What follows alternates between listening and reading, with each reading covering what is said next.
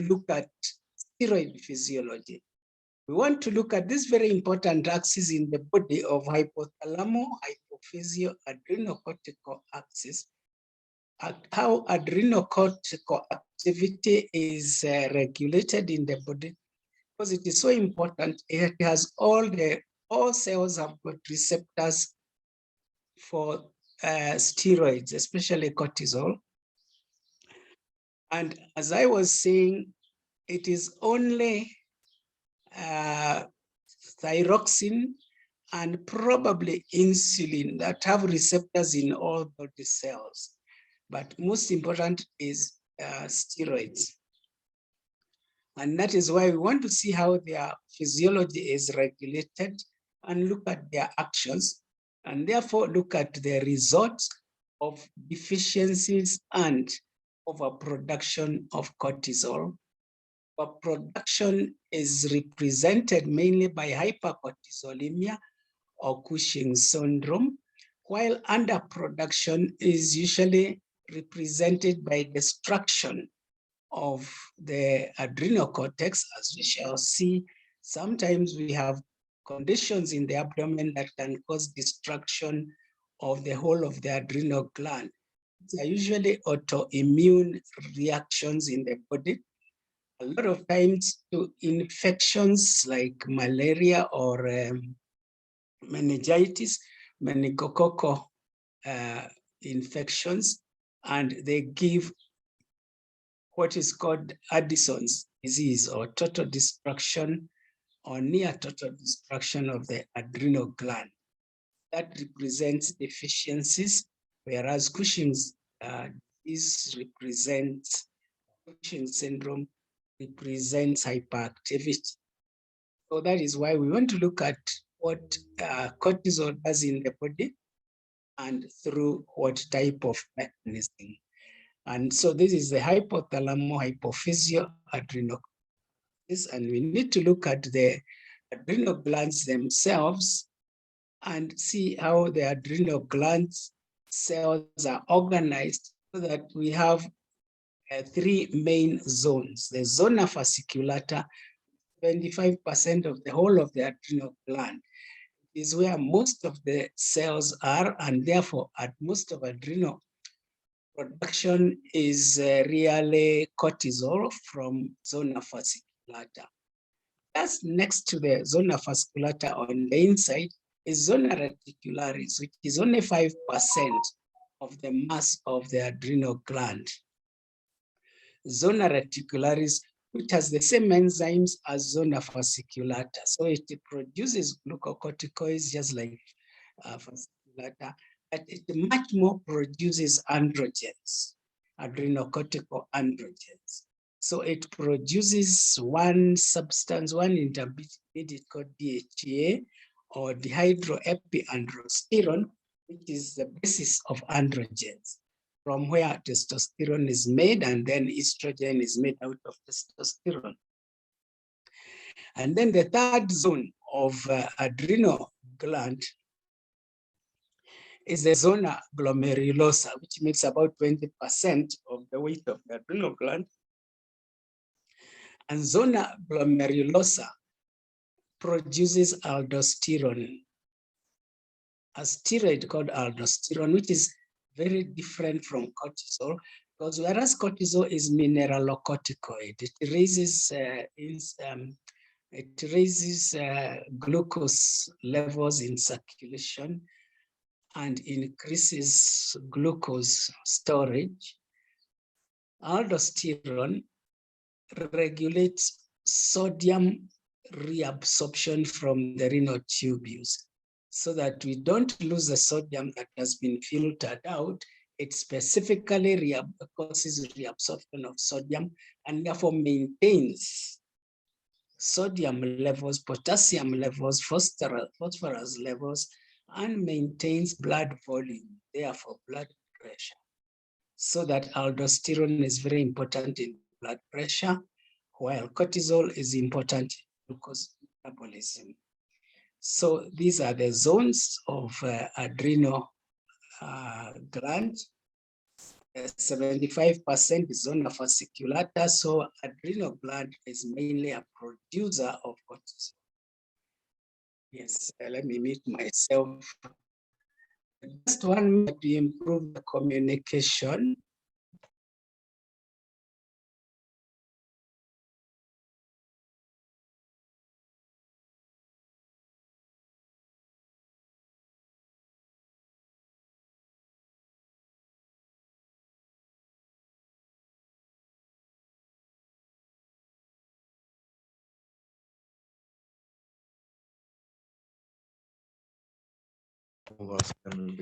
Something so simple. Somebody can look very stupid. Please tell me if you can hear now, because I hope we have corrected the volume. Anybody unmute yourself and answer. Can you hear? We can hear you. Yes, we can. Thank you very much. Thank you very much for doing it. Yes, you have a nice day. It was a very simple thing.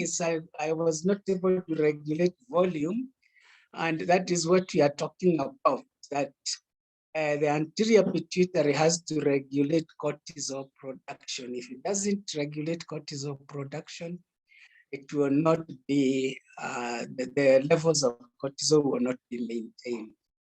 Thank you. So, as you can see, the ACTH, or the secretion from anterior pituitary, only regulates zona fasciculata and zona reticularis. It does not regulate aldosterone production. Aldosterone production is regulated in a mechanism which I'll see in many other hormones like pancreatic hormones, which, and also calcitonin and parathormone. They are regulated by a negative feedback mechanism directly onto the gland. So they detect the levels of calcium and they act accordingly. Or in the pancreas, they detect the levels of glucose and they respond directly. And here again in adrenal glomerulosa layer, they do the same. The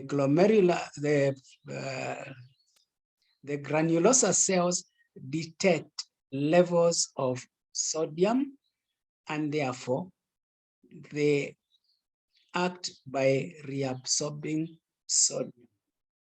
As they reabsorb sodium, of course, they lose potassium and phosphorus, so that we get what is called phosphaturia with aldosterone. So that is zona glomerulosa. It's not regulated by ACTH. Although, as we shall see in the activities of ACTH, ACTH is tropic to the whole gland, to the whole adrenal gland. That means the growth, mitosis, hyperplasia of this adrenal gland, adrenal cortex, is facilitated by ACTH. So that even if it does not have direct effect on granulosa cells activity, it regulates the thickening, the nutrition, the health, the circulation in the zona glomerulosa. And indeed, most of the regeneration of the adrenal gland happens in zona glomerulosa. That's where the cells undergo mitosis, you get replication, and then they migrate to zona fasciculata to be transformed to zona fasciculata cells. Because the difference between the different zones, why the activities are different, because of the enzyme distribution in these cells. And as we shall see later, there's a very important enzyme in zona fasciculata and reticularis that usually ends up causing production of androgens through DHEA and cortisol. And that is an enzyme that changes progesterone to 17-alpha progesterone. It is an enzyme called 17 alpha progesterone hydroxylase. And this is what is in zona fasciculata and zona reticularis, and it is not in zona glomerulosa.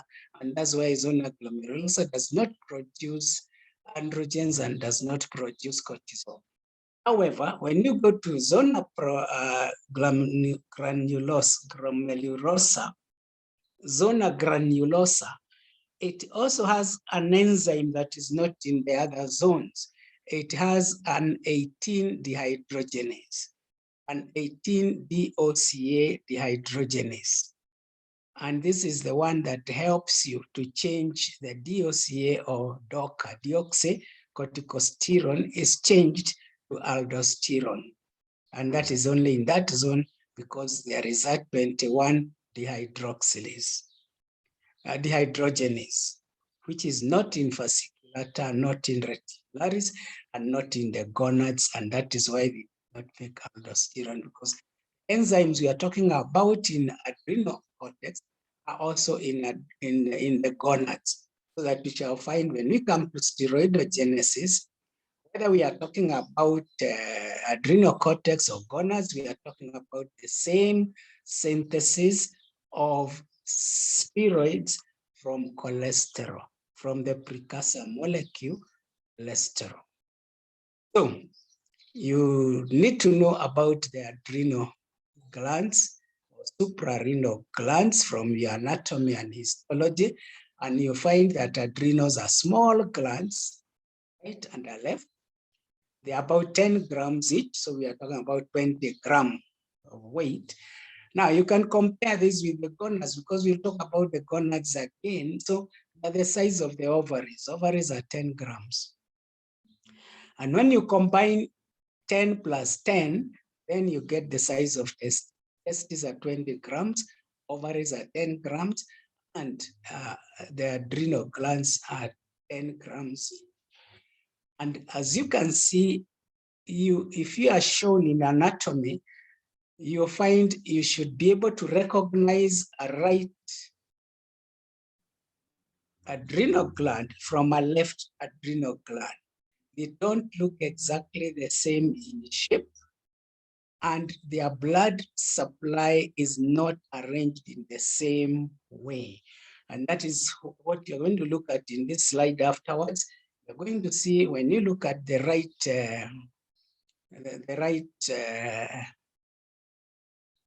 adrenal gland, it looks a little more flatter on the base, and then it has an apex. It looks triangular. It looks more like a samosa. When you look at the left one, is rounded. It's like a cone. So you should be able to tell a right and a left. Second thing is that when you look at the right one, its blood circulation comes from a renal artery. A renal artery gives a branch to the adrenal. In the same way, renal vein gives drainage, an adrenal vein. But when you go to the left side, you find the left adrenal has its own adrenal artery from the abdominal aorta. It does not depend on the artery. The same thing, it even has a vein that drains directly into the vena cava, so it has an adrenal vein.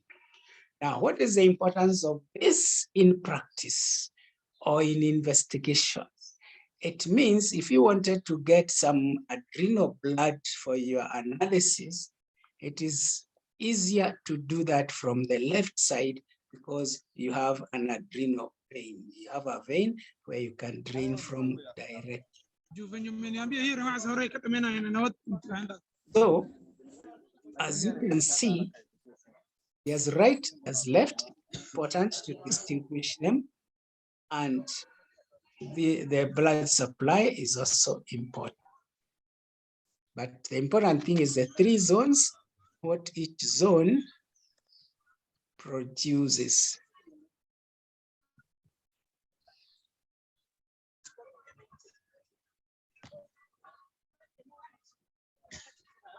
So basically what we want to discuss are the hormones of the adrenal gland, and especially the hormones of adrenal cortex, which we have said, and we can categorize them. There's somebody there who needs to reduce their volume if they cannot unmute themselves in the house, so that they don't interfere too much with our volume. So we need to look at the categories of steroids that are produced by the adrenal cortex, and they're the same steroids that are produced by the gonads, the ovaries, and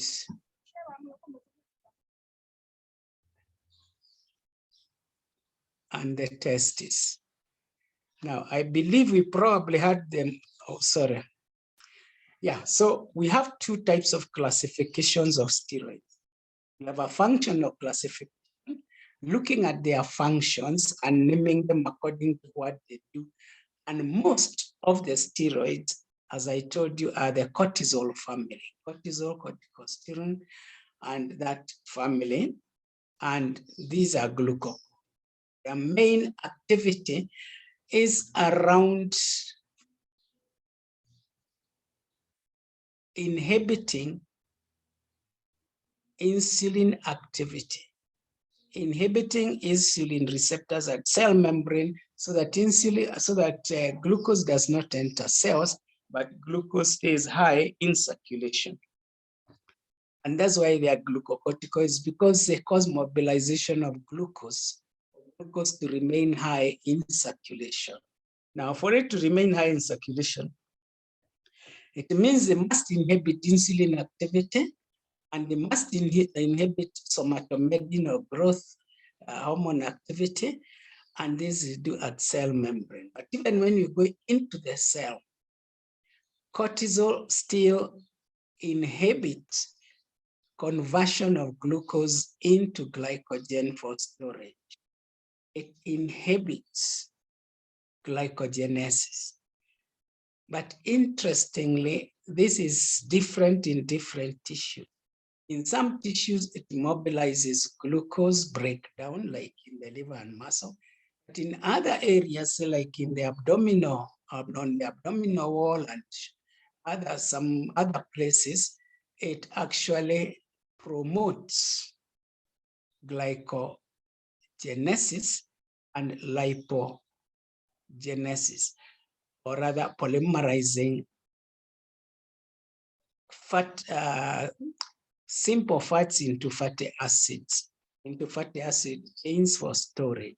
So that we shall see it is important in fat storage, fat distribution, so that when you have hypercortisolemia, it's interesting that you get a lot of lipid, a lot of fat deposition around the abdomen, which is called trunk or obesity, and even over the shoulders, what is called a hump. So it mainly gives you lipid storage in the body.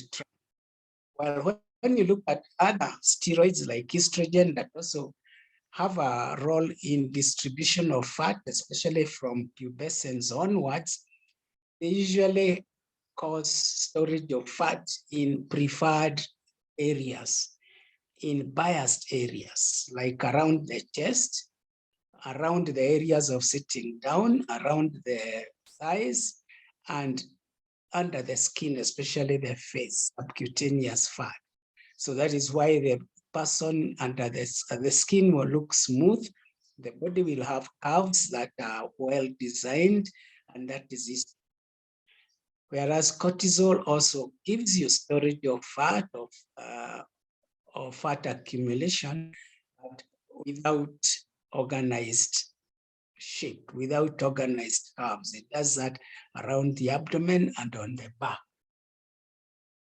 And that is the important thing about differentiating the different sex hormones, the different steroids, because they may play similar roles, but in different ways, depending on receptor distribution and interaction with insulin and growth hormone factors.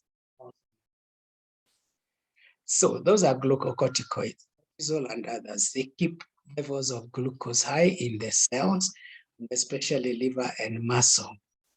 Then we have mineralocorticoids, which is aldosterone, which is hormones that are produced in the zona glomerulosa. We find that even glucocorticoids and sex steroids all have a little mineralocorticoid effect. When you have a lot of cortisol, it is also likely that it will cause a bit of sodium reabsorption because it has a mineralocorticoid effect. So among other issues, it can raise blood pressure, one being through sodium and volume retention, but other causes of the blood pressure are probably vascular when we come to constriction of small arteries and capillaries. But glucocorticoids are cortisol and corticosterone, and we shall see how they are synthesized from cholesterol and progesterone. While the third category of steroids is a sex steroid. Major sex steroid is estrogen. But we find that all these steroids are synthesized, or they are formed from progesterone. The precursor molecule is cholesterol, and this cholesterol is reduced, as we shall see, by removing some branch, that is 23 debranching, because cholesterol is a 27 carbon molecule, 27 carbons, and it has some 3 chains. Longest chain is at position 3, which now we go from 26 to 27. That is the first step that is done in the adrenal cortex or in the gonads. You debranch cholesterol, you remove that branch, and it becomes progesterone stroke pregnenolone. Progesterone and pregnenolone are in equilibrium, depending on position 3, whether it's ketone or alcoholic, so that you are changing in OH and double bond O. So that is the important thing about the synthesis. Progesterone is there in the cells of the gonads, the cells of the adrenal cortex, but this is not the same progesterone as the one in circulation. This is progesterone that is in tissues, that is not released, and that is used to synthesize other steroids, synthesize glucocorticoids, mineralocorticoids, and sex and androgens. In fact, the first step is making androgens. So from the progesterone, we shall see we go to 17-hydroxyprogesterone, and that hydroxyprogesterone again is debranched. It has a desmolase, an enzyme that cuts it at position 21, 22. So it becomes now a 21 carbon molecule that is now the basis for androgen. And this new molecule is DHE, dehydroepiandrosterone, but it exists as DHEA, that is dehydroepiandrosterone dione. Acid.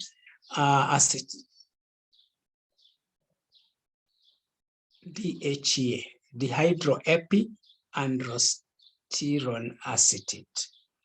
That is the one now we are going to make androsterone dione from, and then from there to testosterone. And testosterone will be aromatized in ring A. The ring A will be unsaturated, and that is how you will change testosterone to estradiol, so that you have estradiol, estrone with only one ketone, or rather one double bond on oxygen, and then we have estriol, which can be there during excretion, but we'll talk about estriol a bit more because it is important in a growing fetus, the embryo, estriol. Otherwise, in the normal woman, we talk about estradiol. The receptors of estrogen in the body are receptors of E2, estradiol, and specifically 17 beta. So that when we talk about sex steroids, we are mainly talking about 17 beta estradiol in circulation in the woman and testosterone in man, but testosterone also in many cases has to be reduced. Hydrotestosterone, you have to remove an OH so that you have hydrotestosterone, you have to reduce it to dihydrotestosterone or DHT, because many receptors of androgen are not testosterone receptors, they are DHT receptors. You look at skin, when you look at hair follicles, when you look at some muscle receptors for fat deposition, you find a lot of them respond to and not necessarily testosterone. Testosterone is especially important when we think about biochemical reactions in the body, when you think about the metabolic functions of androgens, like in ATP breakdown, like in storage of glycogen, that is changing glucose into storage glycogen. A lot of that depends on the one before reduction. And we also have dihydrotestosterone. For example, when we are talking about physiology, dihydrotestosterone, so that you think about testosterone, you think about it being reduced in cells so that hair distribution, skin texture, skin growth, and a lot of those androgenic features depend on DHT. Therefore, those cells must have the enzyme that reduces testosterone to DHT, and that is 5-alpha. They must have 5-alpha reductase as enzyme, and they must have the receptors. Now, those are the hormones we call steroids: glucocorticoids, mineralocorticoids, and sex steroids. And remember, even sex steroids have some mineralocorticoid effect. That means estrogen will also cause reabsorption of sodium and water. So estrogen can also lead to a little bit of edema in some circumstances, and can also lead to an increase in blood pressure because of this sodium and water reabsorption, because of this mineralocorticoid. That's why, like in family planning, we tell you to be careful, because a lot of family planning is estrogen. You don't give estrogen to people who are already obese, like people who are more than 80 kilograms, the normal average height. They should not be given estrogen because the sodium water reabsorption can give them high blood pressure, and they can also give glucocorticoid effect of increasing glucose in circulation, so that estrogen can actually be diabetogenic. That is why you find, because of all these steroids, pregnancy itself is diabetogenic, and in pregnancy we can have a rise in blood, because pregnancy is really just a change of the get a big, you also get high estrogen. You get overproduction of steroids in pregnancy. That can give you hypertension. It can give you water retention, including edema, especially ankle edema. Why, when we come to some pathology called PET, pumptic toxin, we'll find a lot of the worry here is the edema, the high blood pressure, and some renal effects of loss of high glucose and then lost. kidneys, in urine. So that's what is going to lead us into symptoms of eclampsia, although a lot of it also has to do with immunity, with some immune mechanisms. So those are three groups or three categories of steroids. We also include the cholecalciferol series, the vitamin D series, as sterols, because they have exactly the same structure as steroids. Meanwhile, steroids have ring A, B, C, and D. They have 4 closed rings. For sterol, ring C is not closed, it's open. You should go and look at the diagrams. You look at the difference between cortisol and steroid. You look at what is called the enanthrin ring, that ring of 4 rings, and you find in sterols, in cholecalciferol, in vitamin D, it's not known. And that is why when we talk about steroids, we always have a small line at the bottom, the sterols of the vitamin. What is even much more important is that structure originates from cholesterol, so that steroids and sterols are synthesized from cholesterol. And cholesterol can be dietary cholesterol, mainly from flesh, because you remember in animals, the molecule that reinforces the cell membrane is steroids.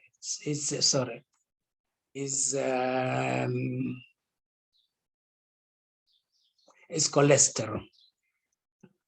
The animal cell membrane is fortified by cholesterol. And that is why when you eat a lot of animal flesh, you get a lot of cholesterol. In plants, it is actually steroid molecule that fortifies the cell membrane. Remember, the cell membrane has got the cell wall, the ligands, and it has got the cell membrane. And the cell membrane is rich with steroids. Whereas in animals, the cell membrane is rich with, and that is why eating too much flesh can give you high cholesterol. Because where does cholesterol come from? In the body, cholesterol is of 2 sources. Dietary cholesterol, which is more significant. Then the body also synthesizes cholesterol de novo cholesterol. That is, it is synthesized basically from acetoacetate, from acetyl-CoA. But you remember the function of mitochondria, it can change, or rather the cell changes lipids to acetyl-CoA, a 2-carbon unit, to finally go core. At the same time, it changes all the carbohydrates also to this 2-carbon molecule, which is acetyl-CoA, and that goes into formation of ATP. But once you have acetyl-CoA, you may not care whether it came from lipid or came from carbohydrate or from amino acids. It can be interconverted. If you make too much acetyl-CoA from vegetables, and you don't need all of it for the ATP, some of it is converted into storage fats in the mitochondria and in the cells. And that is why you find a pig doesn't eat a lot of fat, it doesn't eat blueband or others, and yet it grows fat on leaves, on vegetable. That means it converts a lot of the carbohydrates into storage fat. And that can also happen to you. don't think that just because you don't eat mafuta, that you can eat a lot of carbohydrates, a lot of ugali, and not get fat.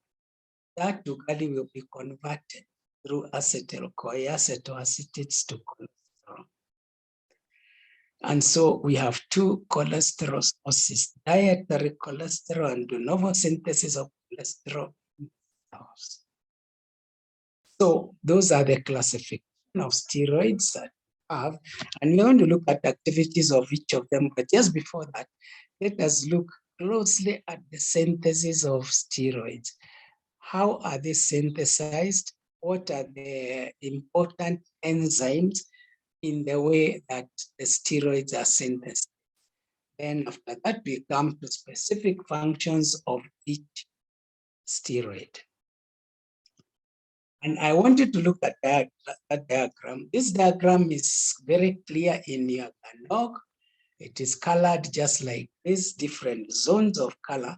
And for those who are not colorblind, you can actually distinguish 4 colors in this diagram of steroidogenesis.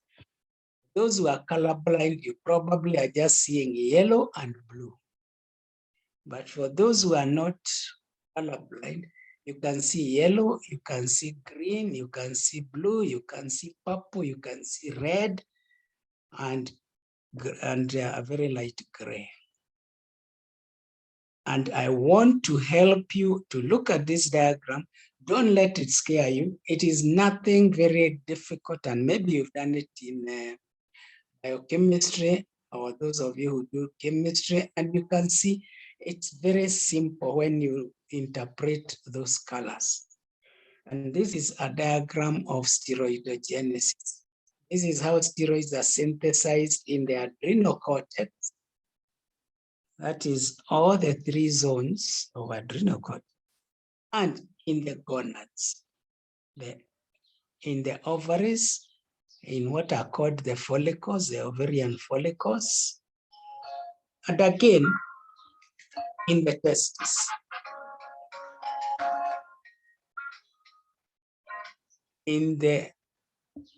From the seminiferous tubular network of cells, which are called interstitial cells of Leydig. This is what is synthesized. And therefore, in all those 4 different tissues, which hormone is finally released or finally made and released depends on the distribution of the different enzymes. So that if you have 3 or 4 different enzymes and they are distributed in different cells, you end up producing different chemicals or different hormones, such that if you are in zona fasciculata, a lot of it will have the enzymes that are represented here as yellow background, that light yellow background. And that is how you'll be making cortisol in zona fasciculata.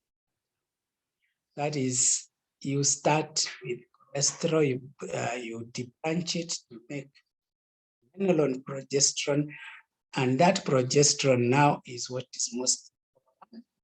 You start with it at that position towards the right hand end, upper part of the right hand end, where you now have the green cross. And all that yellow means this is the way to make. You make 17-hydroxyprogesterone, and then it now comes down. So we shall call that mechanism 1, or the pathway number 1, estrol to pregnenolone progesterone, which are in equilibrium. And then that progesterone goes into 17-hydroxy. Then now you can go downwards and make DOCA, and then, or you can take 17-hydroxyprogesterone on the right end, right side where the yellow ends. You come down with it, and in the same way, you make cortisol. by 21 hydroxylation and 11 beta hydroxylase. You have 21 alpha hydroxylase, 11 beta hydroxylase, and by this double hydroxylation, you change 17 beta. Somebody please mute yourself. You are giving us undeserved music, please mute. So when you go to the end of that yellow and come right down, that's the way you make cortisol. And that is the major way all the time. These are the two mechanisms of making cortisol that we shall talk about. One I told you from 17 alpha, you go down, DOCA, and then you make cortisol. These ones are not the major ones that are happening all the time. What is happening all the time is that 17 alpha progesterone is going to the end there and then coming down as a 21 carbon molecule. It comes down to have 11 hydroxylation and 21 hydroxylation, it becomes cortisol. So that is pathway number 1 for cortisol. Pathway number 2, which is also happening all the time, and it is a major pathway in the gonads, is you come down the same way from cholesterol down to pregnenolone progesterone, and then you go across horizontally to 17 alpha hydroxylation. And instead of now coming down to make cortisol, you just take the 17 alpha progesterone and you cut the branch at position 2021. That is 2021 desmoles, or desmoles, or you demolish that chain and you get now androgens. And the androgens there are represented by DHE, dihydroepiandrosterone. So it is actually an androsterone in making. And that is all that purple and light blue area, all that now is androgen. So you can see when you're talking about the testes, you have less of this yellow zone, is just for making 17 alpha hydroxyprogesterone. But the biggest enzyme activity is what is going on in the purple and bluish for those who have sharp eyesight. What is happening in the testes. But a little bit of it is happening in the adrenal cortex. Adrenal cortex is also making a lot of DHE, dihydroepiandrosterone, which is an androgen. And even in the ovaries, you are still making a lot of these androgens, because in the ovary, you must make testosterone, you must make DHE and testosterone, and then now change that into androgen. So the blue and light green there represents most of what is happening in the testes, the enzymes in the testes. Or desmoles from progesterone to DHEA, and now from DHEA, dihydroepiandrosterone dione, you now bring it down to make testosterone. So you make testosterone. And that testosterone can now be released into circulation, or it can just stay inside the gonad or inside the adrenal cortex and converted to. In conversion to estrogen is that lowest zone that looks a very light gray, almost white. That's estrogen. And how do you make estrogen from testosterone, from androgens? As we said, we are talking about cyclopentane ring, or this ring of, or this structure of 4 rings, but each with 5 carbons, with 5 corners. And what we do with these 4 rings of the steroid of androgen is that we take ring A and aromatize it. That means to make the male that is the androgens, into female, that is estrogen, all you need is to aromatize them. I don't know whether that word came from romantic, aromatic, you aromatize ring A. Aromatizing ring A means you remove some of the hydrogen, and therefore you make keto and you make double, you make saturated, unsaturated bonds. Ring A at position 5, you make it unsaturated. So that is the only thing that happens in estrogen. That is why it is different from androgens. Has lost a carbon, so that it is now an 18 carbon structure, while androgens were 19 carbon structure, and ring A is aromatized by an enzyme called ring A aromatase. Ring A aromatase. Now, what else can you associate with aromatization or aroma? You remember the sweet smell in coffee? That is called aroma. And this is because of the phenolic structure. That is the same thing as you are making with estrogen. Phenol type of structure. That is what gives you that smell.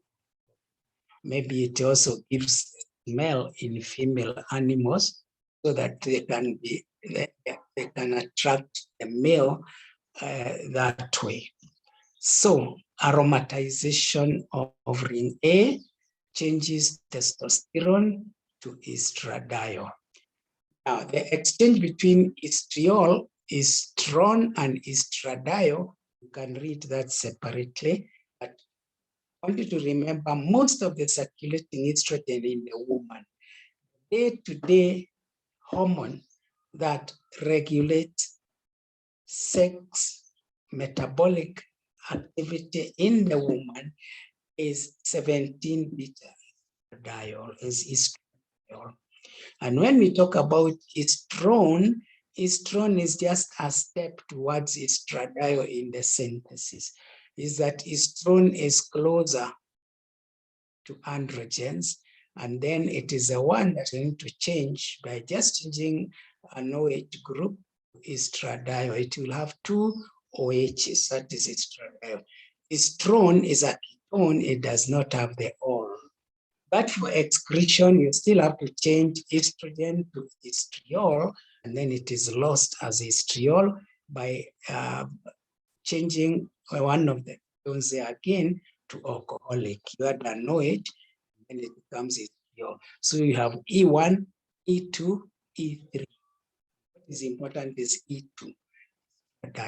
So basically, that is the pathway number 2 of steroidogenesis that I wanted to tell you.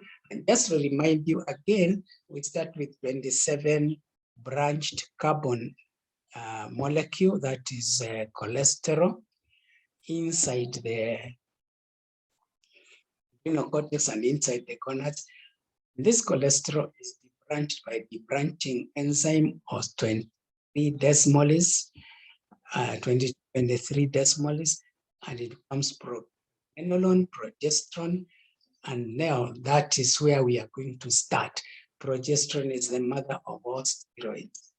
I told you the mechanism number 1 is go horizontal, make 17 alpha hydroxylation and get 17 alpha hydroxyprogesterone. And that is now the basis of making cortisol.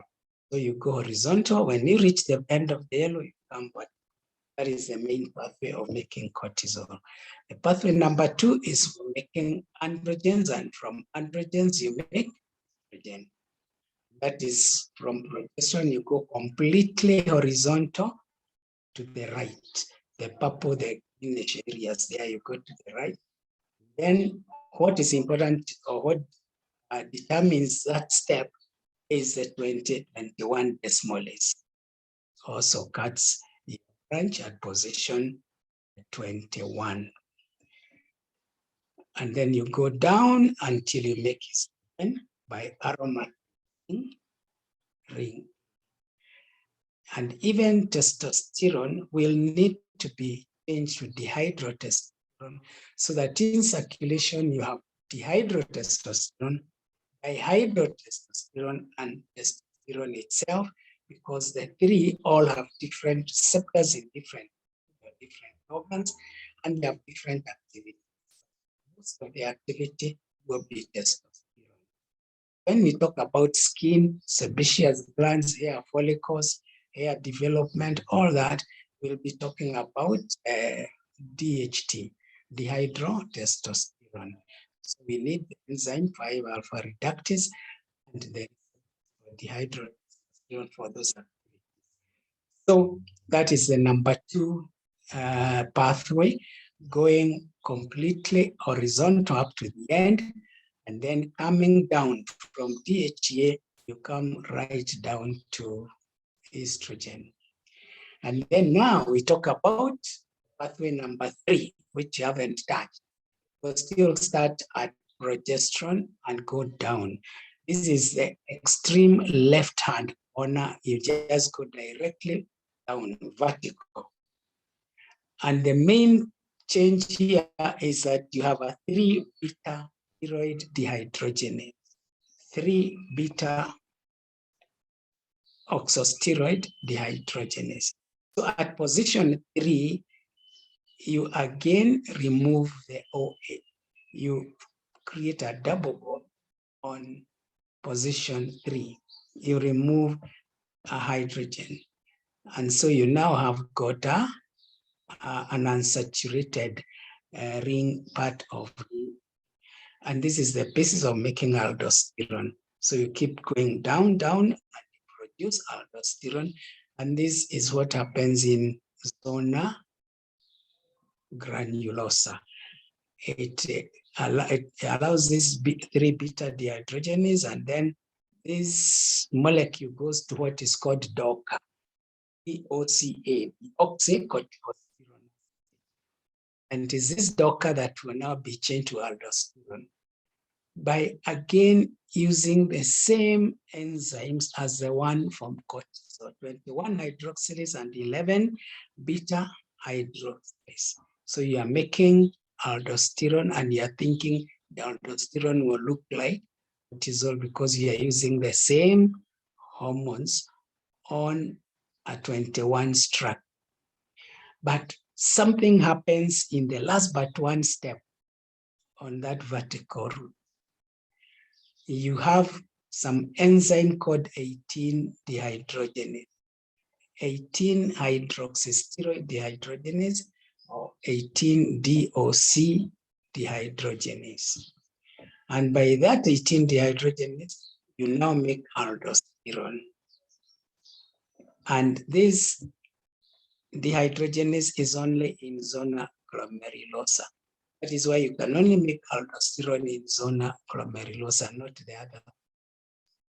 You also see the zona glomerulosa does not have 17-alpha hydroxylase. It can't make cortisol.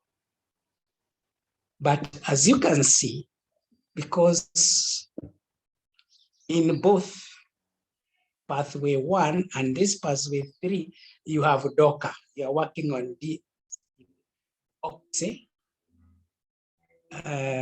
corticosteroid. You can change one to the other. For example, instead of making aldosterone when you're at DOCA, you can now go vertical, you can go horizontal again, use the same 11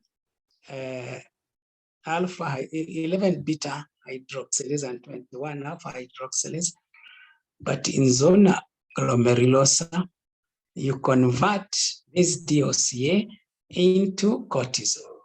So there are many ways of making cortisol. Make cortisol in all the 3 mechanisms. The one that is all the time is the number 1 we talked about, of going horizontal up to 17 hydroxyprogesterone, then coming vertical down to cortisol. Now we have seen you can use the one of zona glomerulosa. You are coming down to make aldosterone. instead of making aldosterone by the last step of 18 dehydrogenation, take that Docker and cross horizontal. You use on it 21 alpha hydroxylase and 11 beta hydroxylase, and you go towards the middle and you have cortisol. In fact, even after you have gone all the way to the right, that is the zone of androgens, the purple, blue, the purple, light green, making of androgens, which is very prominent in zona reticularis. Even after you have gone all that way, you can use DHEA and bring it back into this cortisol molecule. By again DHEA, you do 11 hydroxylation and 1 beta alpha hydroxylation, and it can also bring you to cortisol. There are many ways of skinning a cat, especially a big one. There are many ways of making cortisol. The commonest is number one we said, horizontal and then vertical. Second is the one of making aldosterone, the one on the right. Right? You go down, and instead of going to aldosterone after Docker, you cross horizontal and make. Because these enzymes, I know these cells, except now the two enzymes I told you, 17 alpha hydroxylase and the in the hydrogenase, which is in zona glomerulosa. And of course, I told you the third way of making cortisol is you go to DHEA, and then you come down 21 hydroxylation, 11 hydroxylation, and you come. And this is something that happens in the fetus, the third one. It happens in the fetus or in embryo. So that even when you have DHEA, it can be converted to cortisol. And it can also be converted directly to estriol instead of estradiol. And that is the only time the mother will be showing estriol in urine. Because the ordinary mother, the ordinary woman who is not pregnant, does not have estriol in circulation. If there is any estriol, it is dealt with in the liver and kidney, and it is excreted, and you don't see it in urine as estriol. But she starts manufacturing estriol when she's pregnant. And this is because the fetus has an enzyme called 16-hydroxylase that does 16-hydroxylation of DHEA. The DHEA in the mother's adrenal cortex is through bloodstream, through placenta to the baby. It goes to the baby's adrenal cortex. It is done 16-hydroxylation, and then through the same circulation, placenta circulation, returns to the mother. And now when the mother is given 16-hydroxylation, she says, whoa, I can make estriol. So she makes it. And you see the estriol in urine. That is what we call the fetal placental maternal union. That is a concept that the fetal, placenta, and maternal compartments can work as one. One produces something, the other one halfway, the other one the rest of. Just like you can have a dairy plant that is giving a supermarket a type of processed milk, and then the supermarket sells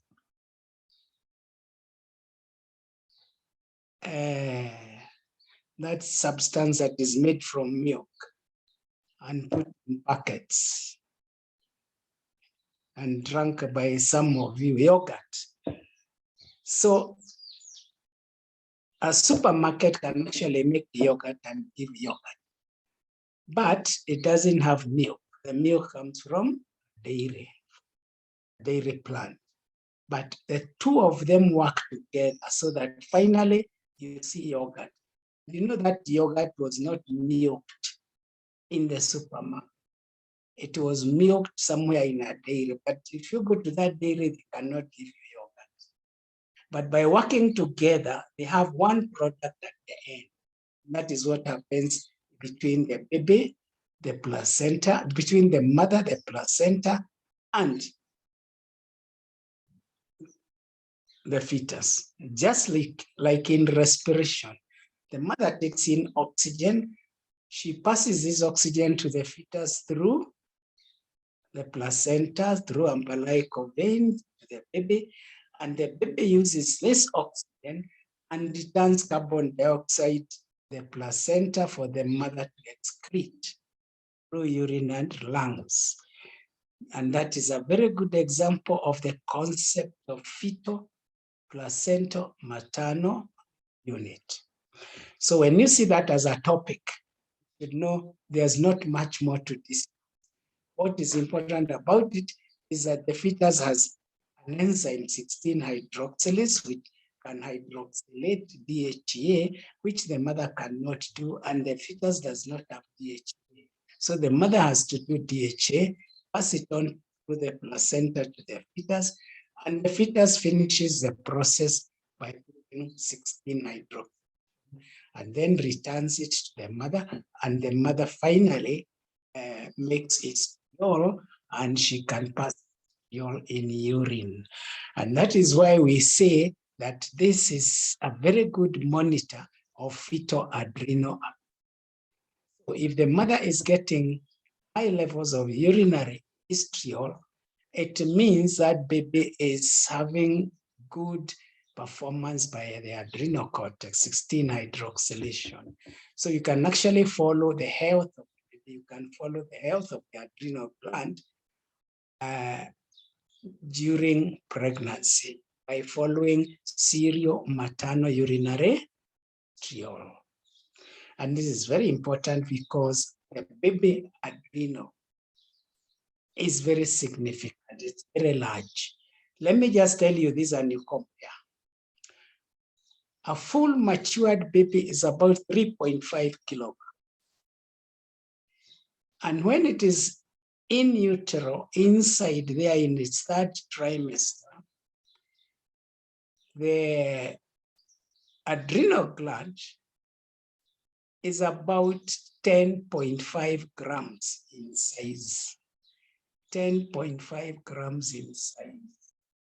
So if you look at 10 grams divided by 3.5 kilograms, you get a good percentage. It's like it is 1% of the total body weight. But look at the adult baby, like you or me.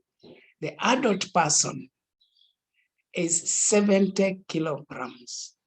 And what is the size of the adrenal gland? We said 10 grams. So if you divide 10 grams by 70 kilograms, that fraction will approach zero. It will be very insignificant. So you can actually see the fetal adrenal is a very large organ, is a very significant organ. Fetal circulating steroids are very important for all the growth. And therefore, what happens to this fetal adrenal? In that when the baby was still a fetus, you could easily see the fetal adrenal by scan. If the baby was born and you did operation and looked, you can hold the adrenal gland, it's big. Afterwards, it involutes to become less than 1% of the baby's weight. So what we find is that the fetus has what is called a fetal adrenal. And some of the units, some of the cells in that fetal adrenal regress, they involute, they are not there when the fetus is born and growing up as a baby. And we call all that large fetal adrenal, we call it fetal adrenal. we find some of the cells are resilient, they are persistent. They are the ones that grow into the adult, into the human adrenal. And they only make up less than 10% adrenal. So we talk about fetal adrenal and definitive adrenal. Definitive adrenal is that small fraction of adrenal that will grow in infant and in adult. So we are going to be talking about fetal adrenal other times because it is so important. Like here we have seen, it shows us evidence of its activity by having estriol in the urine of the mother. Normally would not have estriol if she wasn't pregnant. Secondly, we'll talk about the fetal adrenal producing fetal cortisol. And this fetal cortisol, which is a lot, when it increases to a maximum, it will probably trigger labor. It will be one of the 4 things that we shall talk about that trigger labor at 40 weeks, because it is producing significant amounts of cortisol. So fetal cortisol is important, fetal adrenal is important. And sometimes they even say when the fetal adrenal reaches 9.5 grams weight, that is when it is producing maximum amount of cortisol, and that is when it triggers labor. How it triggers labor, we'll talk about, because it goes through oxytocin receptors in the myometrium. But what we are saying is the fetal adrenal is very important. We can say there's fetal adrenal and there's definitive adrenal, and definitive adrenal is what grows to adult adrenal. Otherwise, the rest involutes, the rest appears. So that was explaining relationship between the mother's adrenal and the fetal adrenal, and how they even share when it comes to DHA.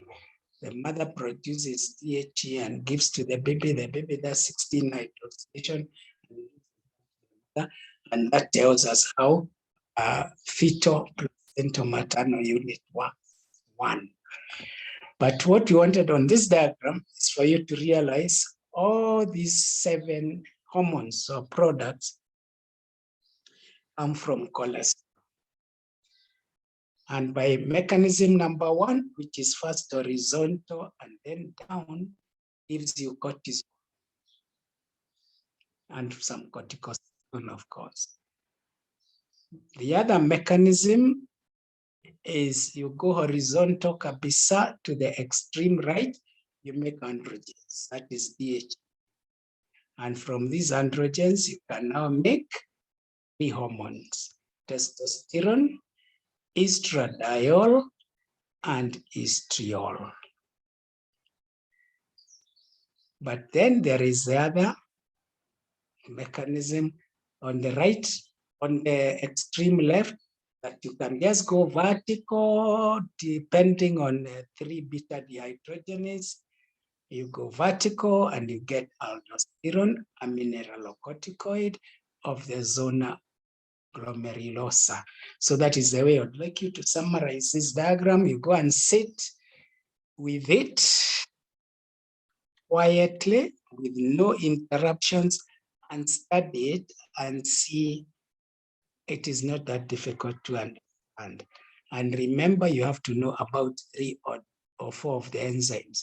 The depleting enzyme that changes cholesterol to pregnenolone, progesterone, 17-hydroxyprogesterone, that now gives you precursors either for cortisol or for androgens. 3 beta dehydrogenase that allows you now to go down the way to aldosterone. And then the 21 alpha hydroxylase and 11 beta hydroxylase that help you to change your 17-hydroxyprogesterone to cortisol. And they're the same ones that will help you make the 3 beta dehydrogenated DOCA, DOCA, They are the same two enzymes that will help it to become cortisol. And then when you have made the androgens, when you now want to make estradiol, you will use alpha aromatase. Even when you have testosterone, you need 5 alpha reductase to make dihydrotestosterone because of the receptors of hydrotestosterone. Now, that linear diagram makes it easy. It summarizes what that complex of enzymes is doing. It shows you the 3 pathways I have told you. So it shows you cholesterol, and then you come down to the middle and you cross to 17-hydroxyprogesterone. And from there, you can now cross to androgens. It also showed you that is number 2. It showed you number 1, where you go to 17-hydroxyprogesterone, but you still have your 21 side chain, and therefore you can now make cortisol from that progesterone that has a 21 branch. The 21 branch now, you hydroxylate it using 721 alpha hydroxylate, and then you hydroxylate again at 11 beta hydroxylation. You remember, beta is from the back, alpha is the front when you're adding your OH. And then you are removing your OH, and then that way it gets you to cortisol. And you can see your cortisol in browns. You mainly get it through this number 1 pathway, horizontal then vertical. And also get it by going all the way to the androgens, the right, and then you come back. DHEA, you come back and convert it. And then the number 3 is a very vertical line, 3 beta dehydrogenation, then 18 dehydrogenase, it gives you aldosterone, mineral cortisol was glucose. Last one that is giving you androgens is the sex hormones. So these are 2 diagrams you should learn, and you should appreciate them. You should appreciate interactions between the steroids, because you're going to read all the activities of each steroid and then see how they interact. You see how cortisol is mainly for keeping insulin up and giving body energy. And you see all the other steroids will have a bit of that, except aldosterone will not have too much action on insulin. But the others will, the sex steroids have a lot to do with glucocorticoids, and they are even diabetogenic, and they can give you high blood pressure because of sodium retention. Then aldosterone, we said its purpose is to prevent sodium loss, for sodium reabsorption, maintain sodium in circulation and volume. But at the expense of reabsorbing sodium is losing potassium and phosphorus. And this metabolic effect of mineralocorticoids is also shared by glucocorticoids, have effect on sodium. Fine. And sex steroids will not talk about much about their activities, and their activities are so much directed to different tissues. You can actually see something like progesterone or estrogen.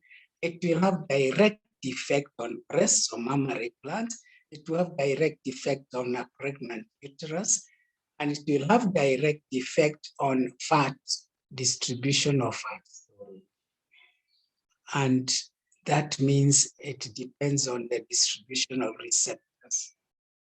And then you find the same thing with androgens. They'll have a lot of effect on hair follicles, on skin, sebaceous glands, and also metabolic effects on the way glucose is utilized and the way lipids.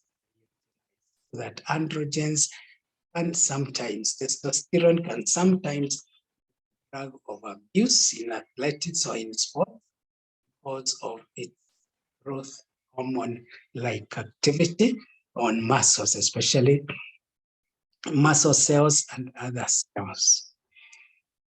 So that is a summary of these 7 hormones. You go and read them. These slides have all the actions of hormones, so you read them. Also go and look at the effects of increased cortisol, effects of increased aldosterone, or what we call aldosteronism or Conn's disease, and you look at deficiencies of cortisol and deficiencies of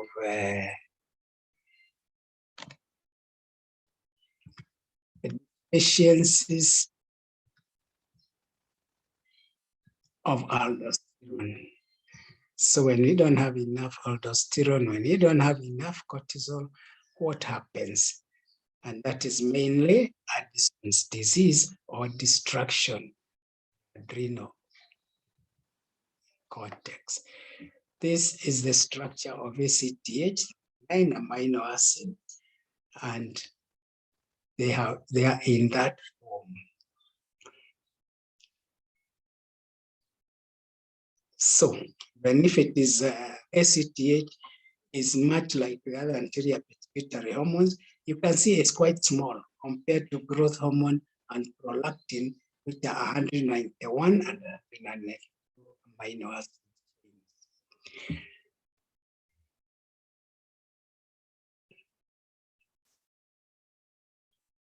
And then you remember gonadotropins and TSH, complex polypeptides, unit A and subunit B.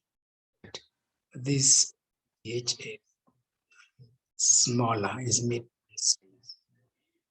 Remember, we used to only think about ACTH in the past, and we thought it is the one that regulates glucose metabolism through cortisol and regulates lipid metabolism through cortisol.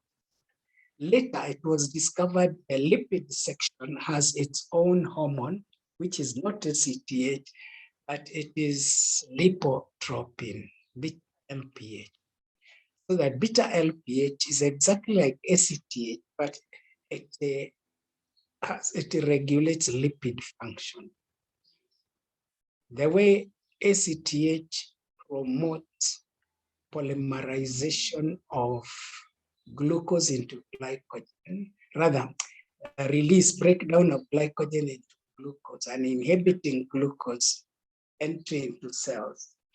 LPH, or the lipid,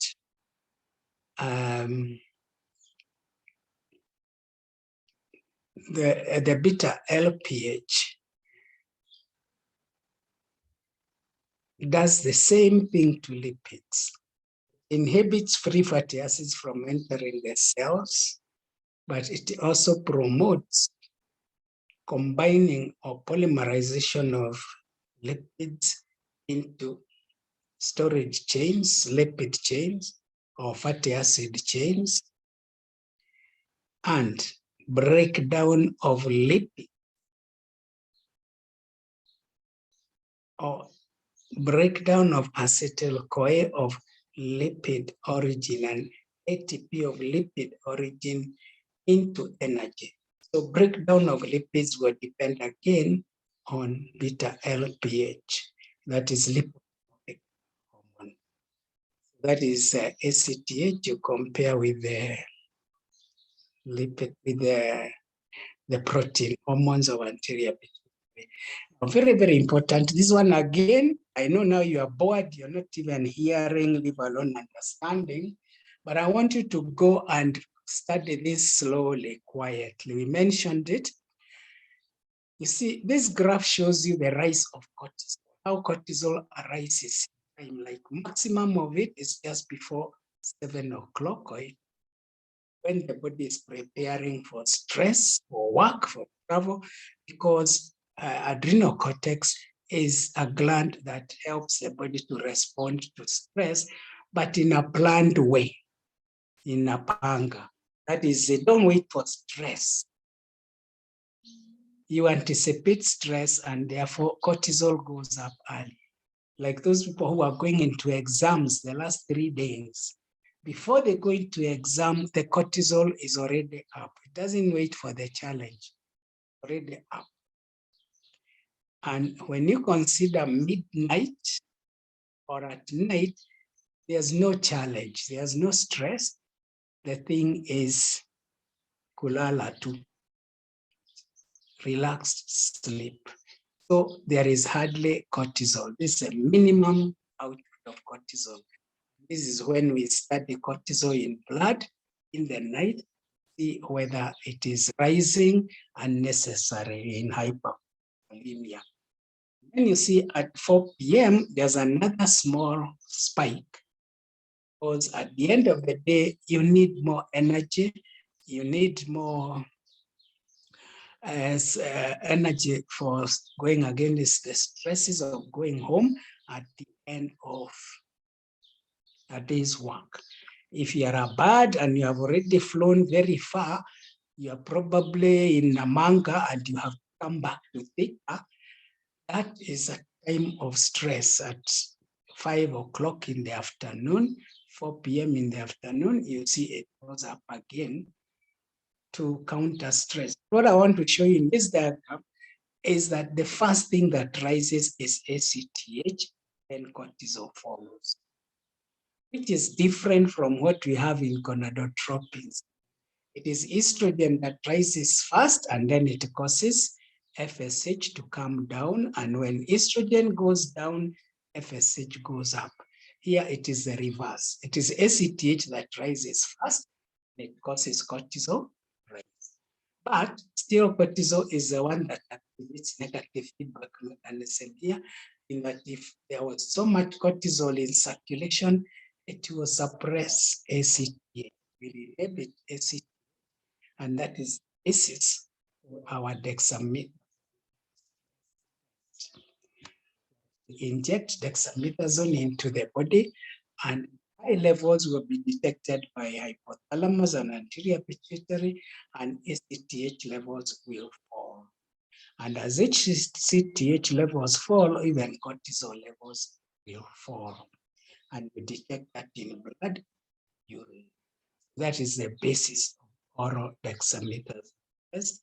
Normally we call it low dose oral dexamethasone.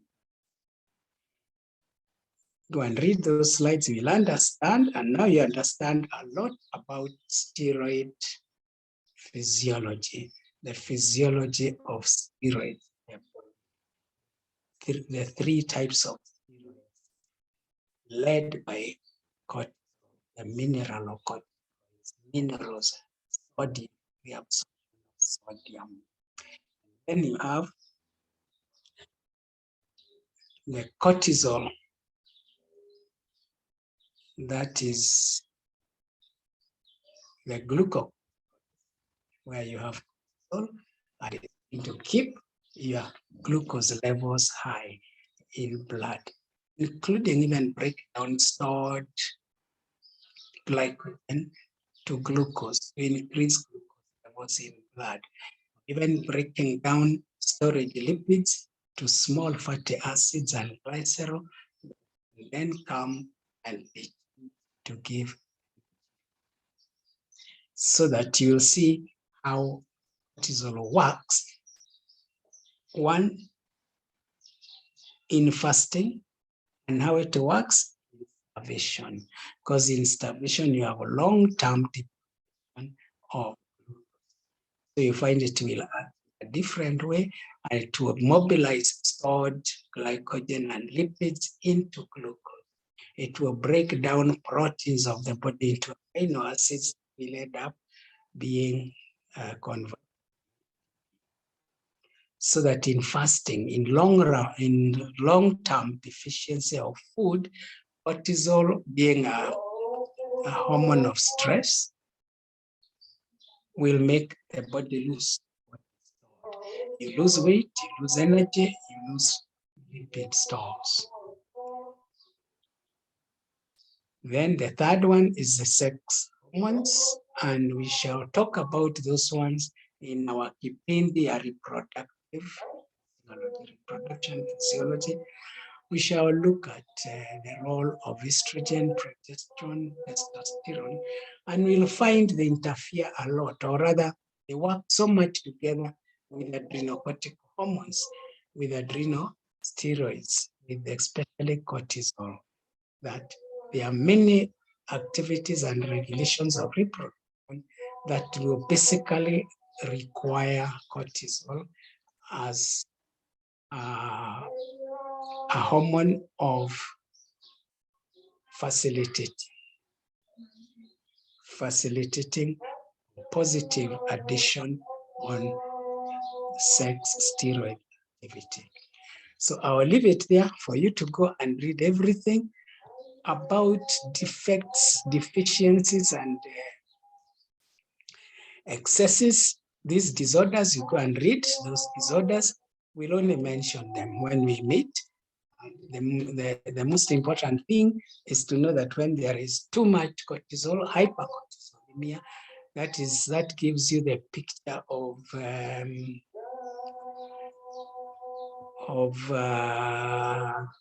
Cushing syndrome. When there is too much aldosterone, it gives you an idea of primary hyperaldosteronism or On's disease. When there is deficiency of function, we think about destroyed adrenals or adrenal adenoma that is destructive. That is when there will be not enough cortisol in circulation, and there will be a lot of ACTH. It will even show manifestations of melanocyte stimulating hormone action. So that is basically how we can look at steroid activity, how we can look at synthesis of steroids and how they are regulated by anterior pituitary and hypothalamus. Otherwise, we'll leave it there because of time. And I hope next Wednesday we'll start on time so that we'll be able to finish